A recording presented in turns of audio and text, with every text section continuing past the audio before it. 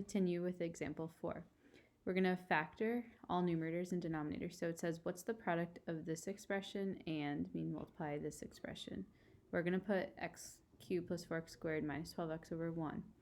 In the numerator, for the left fraction, we have quantity x plus 2, can't factor. In the denominator, we're going to use difference of squares.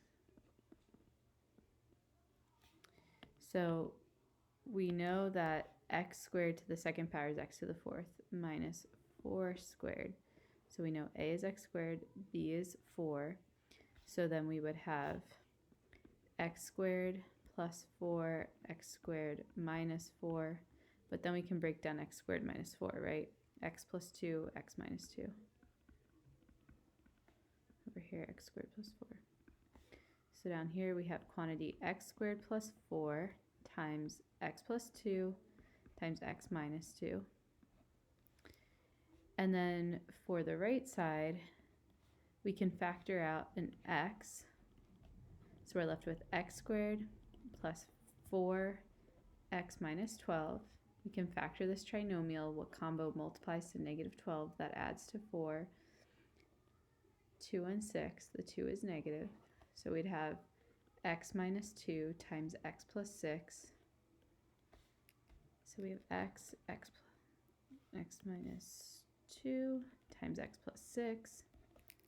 Cross off common factors, so we have x minus 2, we have x plus 2, and that's it. So we're left with x times x plus 6 in the numerator over x squared plus 4. You can leave this answer in factored form. As we move on to number 5, we see that we can't factor in the left numerator by grouping. So if you get stuck, I would go to synthetic division. If you put this in Desmos, you'll see that you're going to touch the x-axis at -1. Okay, so you're going to need to go to a graphing calculator, or else you have to just test possible rational zeros. So we have 1 in front of x cubed, 3 in front of x squared, 3 in front of x, constant. So we have a 1, -1, 2, -2, 1, -1, gone. Drops a degree, so we're left with 1x squared plus 2x plus 1. What combo multiplies to 1? That adds to 2, 1 and 1. So we would have x plus 1, x plus 1, and then over here, if x equaled -1, if it touched at -1, we know the factor is x plus 1. So we had to use synthetic division to help break that down.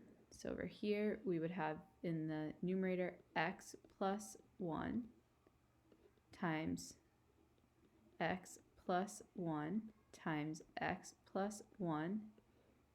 Now in the denominator, I see that I can take the square root of 1, square root of x squared. So square root of 1 is 1, square root of x squared is x, 1x. Difference of squares, the signs are different. You cannot write it as x plus 1, x minus 1. These are not the same. Now let's look at the right fraction.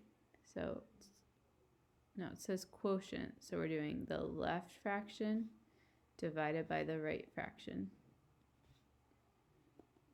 So quotient is division. Now, x squared plus 5x plus 4, we're looking for a combo that multiplies to 4 that adds to 5. So that's 1 and 4.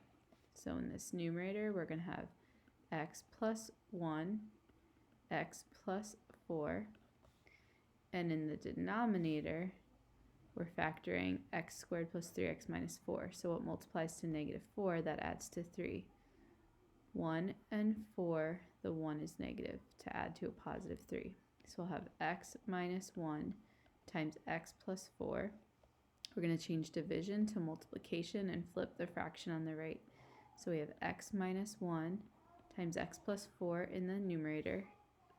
The x plus 1 and x plus 4 are in the denominator. I'm going to write quantity x plus 1 times quantity x plus 1 times quantity x plus 1 all over, we can extend that line, 1 plus x times 1 minus x. Now, if we want to rewrite these so that we see the x term first, we can do that. So I'm going to rewrite this one as positive x plus 1, and I'm going to rewrite this one as negative x plus 1. So I'm going to cancel those out. I see, let's see what I can cancel out. So I can cancel out x plus 1 here and here. I can cancel out an x plus 4. We know we rewrote those. So on top, I see x plus 1, x plus 1, x minus 1. Okay, x plus 1s. So let me rewrite what I have. So right now we have left on top quantity x plus 1 times x minus 1. And in the denominator, we have negative x plus 1. Now, when expressions look very close, you could try factoring out a negative 1. So in the denominator, I could divide out a negative 1. And then I'd be left with x minus 1. I'm allowed to do that because if I distribute the negative, I have negative x plus 1. They're the same, right? Just look a little different. Now I want to try that because now I can cancel out an x minus 1 in the numerator and denominator. And so my final answer is quantity x plus 1 over negative 1, which is negative x plus 1. And last problem we're going to look at is a word problem. So we're a company and we're evaluating 2 different package options for a product. The more efficient design will have a lesser ratio of surface area to volume. Should the company use the package of cylinder or rectangular prism? So here we see cylinder, rectangular prism. So it says right here we're trying to look at the ratio. So ratio is a fraction of surface area to volume. So we're going to look for surface area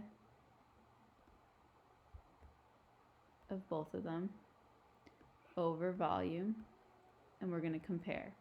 Okay. So let's find the surface area of the rectangular prism. So for the rectangular prism, we know that the surface area, we're just looking at the area of the faces, right? So I have 4 of these guys on this side. I have another here. So surface area, I have 4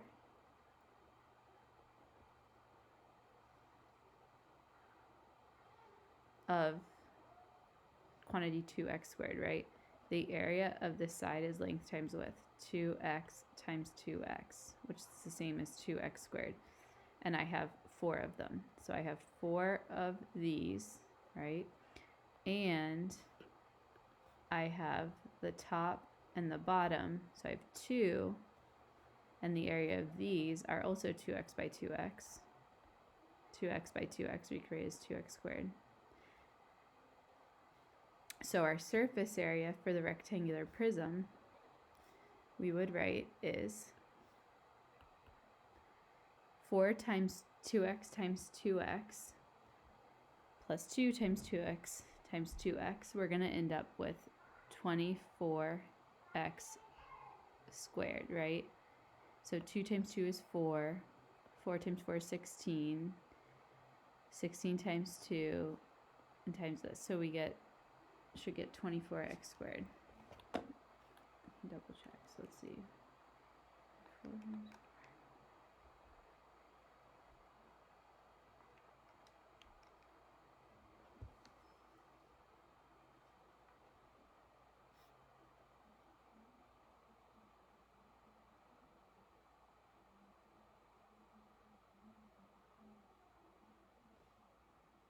And we're going to look at the volume. And our volume is going to be length times width times height, right? So 2x times 2x times 2x, or 2x cubed, which is going to be 8x cubed.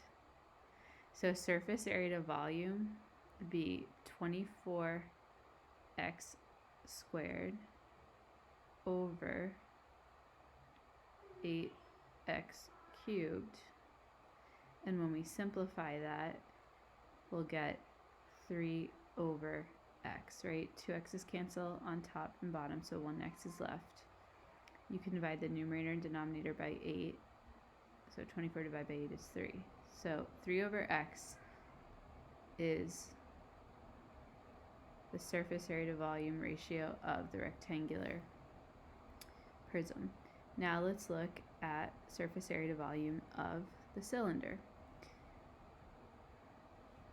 So for the cylinder, we're going to say that surface area formula is 2 pi r squared plus h times 2 pi r.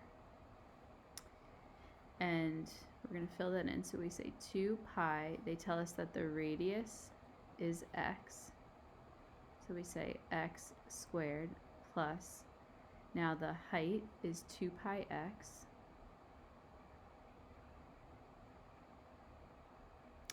Or no, the height is 2x, sorry, the height is 2x. So the height is 2x times 2 pi, and our radius again is x.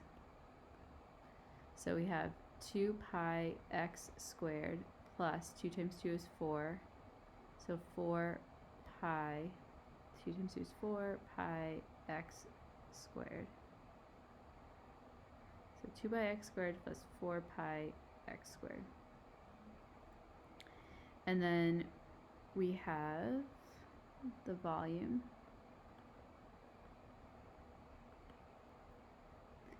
And our volume formula is pi r squared h. So we're going to have pi, our radius is x squared. Our height we said was 2x. So then we'll have 2 pi x cubed is our volume. So surface area to volume is going to be 2 pi x squared plus 4 pi x squared over 2 pi x cubed. On top we combine like terms, so we have 6 pi x squared over 2 pi x cubed. 2 pi divides out of top and bottom, so 6 pi divided by 2 is 3. We can take 2 x's out of top and bottom, so we have 3 over x. So the surface area to volume ratios are actually the same.